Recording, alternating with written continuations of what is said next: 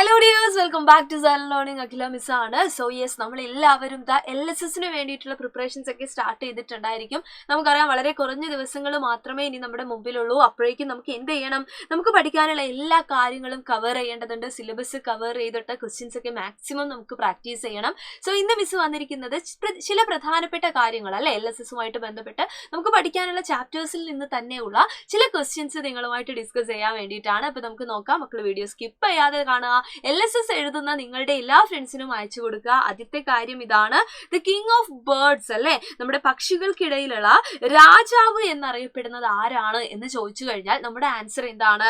Yes, vulture അല്ലെങ്കിൽ കഴുകനാണ് അല്ലെ. അപ്പൊ പക്ഷികളുമായിട്ട് ബന്ധപ്പെട്ട ഒരു ചാപ്റ്റർ ഉള്ളത് കൊണ്ട് തന്നെ ഇന്ന് നമ്മൾ പറയാൻ പോകുന്ന എല്ലാ കാര്യങ്ങളും വളരെ ഇമ്പോർട്ടന്റ് ആണ്. സോ നോക്കാം. രണ്ടാമത്തെ ക്വസ്റ്റ്യൻ ഇതാണ്, the bird that is capable of spreading the wings wide apart അല്ലെ, അതായത് ഏറ്റവും നന്നായിട്ട് ചിറക് വിരിക്കാൻ പറ്റുന്ന പക്ഷി ഏതാണെന്നാണ് ചോദിച്ചിരിക്കുന്നത്. സോ നമ്മുടെ ആൻസർ എന്താണ്?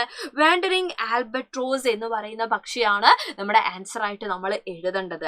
അടുത്തത് നോക്കാം, the bird known as farmers friend അല്ലെ, ഈ പറയുന്ന കർഷകന്റെ മിത്രം എന്നറിയപ്പെടുന്ന പക്ഷി ഏതാന്ന് ചോദിച്ചു കഴിഞ്ഞാൽ നമ്മുടെ സ്വന്തം എന്താണ്? മൂങ്ങസാറാണ് അല്ലെ. മൂങ്ങയാണ് നമ്മുടെ ഉത്തരം വരുന്നത്. അടുത്ത ചോദ്യം എന്താണ്? The bird that is known as the carpenter of the forest, കാട്ടിലെ മരപ്പണിക്കാരൻ. അപ്പൊ നമുക്കറിയാം, മരത്തിൽ കൊത്തുപണി ചെയ്യാറുള്ളത് ആരാണ്? മരം കൊത്തിയാണ് അല്ലെ, അല്ലെങ്കിൽ വുഡ് പെക്കർ ആണ് നമ്മുടെ ആൻസർ എന്ന് പറയുന്നത്. നെക്സ്റ്റ് എന്താണ്? The bird known as flying fox അല്ലെ, പറക്കും കുറുക്കൻ എന്നറിയപ്പെടുന്നത്. ഇപ്പൊ പിക്ചർ നോക്കിക്കഴിഞ്ഞാൽ തന്നെ നമുക്ക് മനസ്സിലായി ആരാണ്? ബാറ്റ് അല്ലെങ്കിൽ നമ്മുടെ വവ്വാലാണ് നമ്മുടെ ആൻസർ എന്ന് പറയുന്നത്. അടുത്ത ചോദ്യം നോക്കാം. എന്താണ്? The migratory bird that travels long distance, ഏറ്റവും കൂടുതൽ ദൂരം മൈഗ്രേഷൻ നടത്തുന്ന അല്ലെങ്കിൽ ദേശാടനം നടത്തുന്ന പക്ഷി ഏതാണ് എന്ന് ചോദിക്കും. മൈഗ്രേറ്ററി ബേർഡ്സിനെ പറ്റിയൊക്കെ വളരെ ഡീറ്റെയിൽ ആയിട്ട് നമ്മൾ പഠിക്കുന്നുണ്ട് അല്ലെ. അപ്പൊ ഇതിന്റെ ആൻസർ എന്താണ്? ആർട്ടിക് ടേൺ ആണ് നമ്മുടെ കറക്റ്റ് ആയിട്ടുള്ള ആൻസർ എന്ന് പറയുന്നത്. ആൻഡ് അടുത്തൊരു ചോദ്യം നോക്കാം, ദ ഹൈയസ്റ്റ് ഫ്ലൈയിങ് ബേർഡ്, ഏറ്റവും ഉയരത്തില് പറക്കുന്ന പക്ഷി ഏതാണെന്ന് ചോദിച്ചു കഴിഞ്ഞാൽ നമ്മുടെ ആൻസർ എന്താണ്?